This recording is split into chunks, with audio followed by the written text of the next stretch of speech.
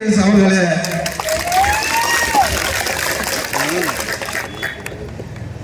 மத்திய முன்னாள் அமைச்சரும் கழக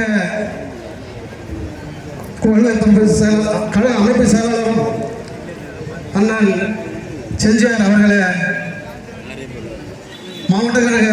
துணை செயலாளரும் மாநில உறுப்பினர்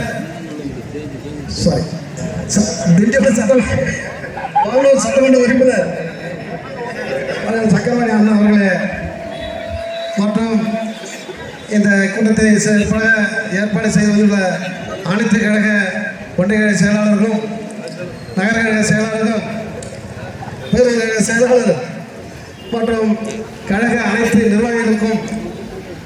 என் முதற்கும் வணக்கத்தை தெரிவித்துக் கொண்டு இந்த விடியா திமுக அரசு பொறுப்பேற்றதிலிருந்து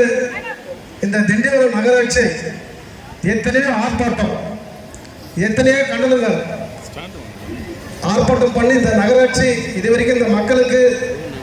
எந்த ஒரு நன்மையும் செய்ய முடியாத நிலைமை வந்து கொண்டிருக்கிறது. 1949ஆம் ஆண்டு திண்டிவனம் நகராட்சி தரம் உயர்த்து வரும் மார்ச் மாதம்